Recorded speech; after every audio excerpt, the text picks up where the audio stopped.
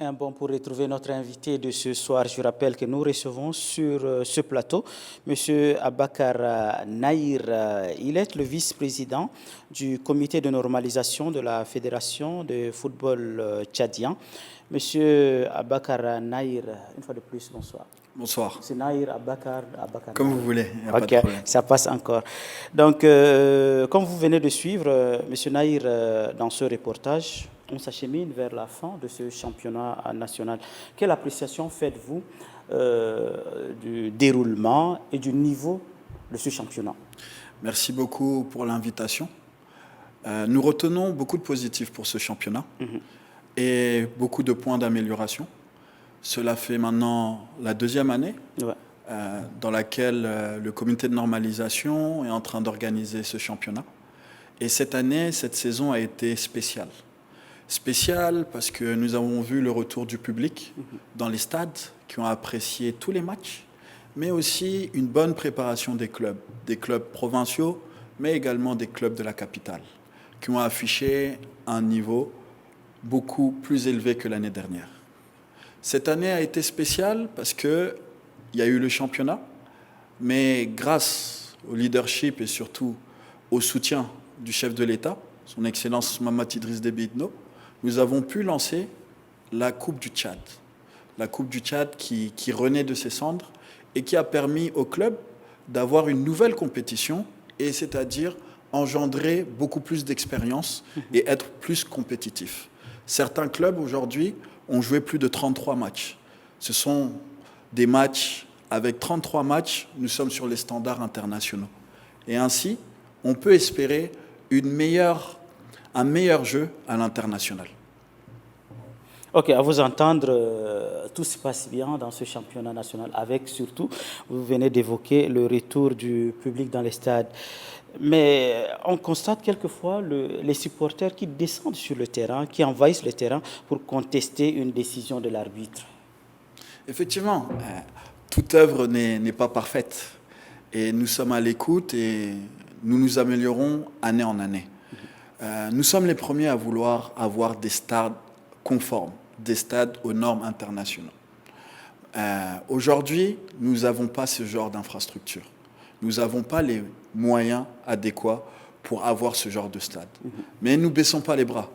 Nous sommes du genre à faire avec ce qu'on a et espérer mieux.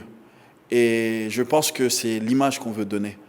C'est vrai qu'on a des difficultés, mais avec ces difficultés, on est capable de trouver des solutions. C'est vrai qu'on est en train d'avancer, peut-être à notre vitesse, mais les solutions sont en train d'arriver avec le soutien de tout le monde et au bonheur du public et des supporters tchadiens. Ok. Vous êtes à la tête du CONOR depuis un certain temps. Vous êtes en tout cas un des responsables.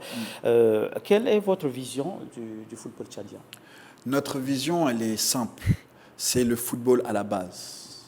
Nous aimerons donner la chance à n'importe quel Tchadien, issu du nord ou du sud, de l'est ou de l'ouest, à être un joueur professionnel et pourquoi pas international.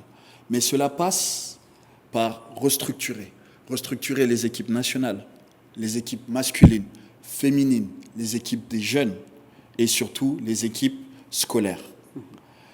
Les restructurer comment? Les restructurer en investissant dans des académies et surtout pouvoir avoir un circuit de formation pour les jeunes à partir de 8 ans afin qu'ils puissent être des professionnels.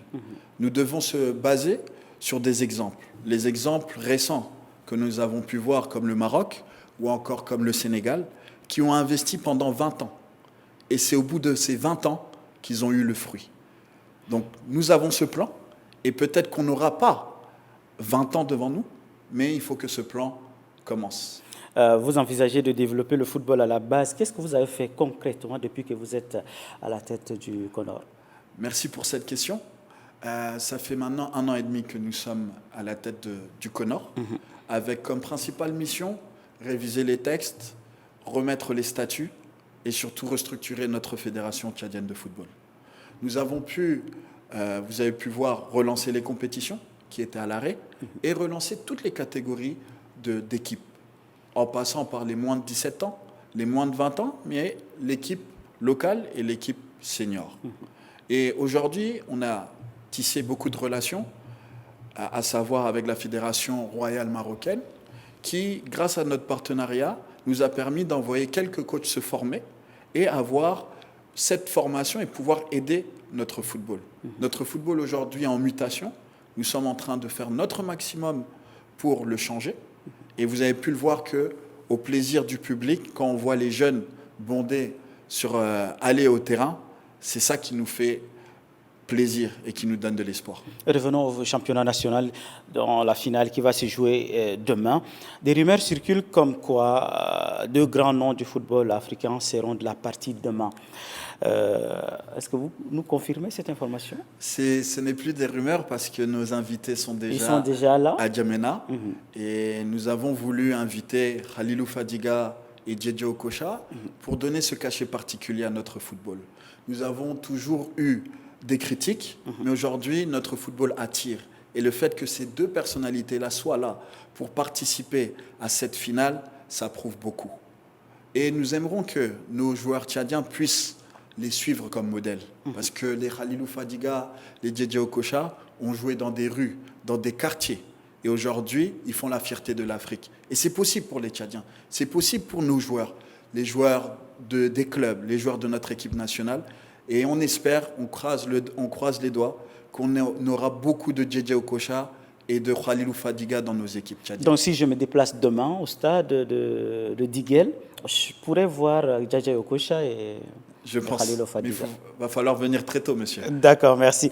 Votre message de fin, monsieur Nahir, pour le public tchadien? Donc je donne un rendez-vous pour le public tchadien demain à partir de 14h pour vibrer pour cette finale qui oppose Elek Esport à ASPC et aussi envoyer un message pour dire aux supporters, aux fans du football que nous avons besoin de tout le monde pour cette restructuration, cette refondation et que tout le monde peut amener sa pierre à l'édifice. C'est vrai que nous, on veut des résultats rapides, mais nous devons construire. Et des résultats durables, ça prend du temps à construire. Donc rendez-vous demain au stade de Diguel. Vous avez également notre soutien, M. Nahir. Je rappelle que vous êtes le vice-président du comité de normalisation de la Fédération de football tchadien et surtout beaucoup de courage. Merci beaucoup. Merci.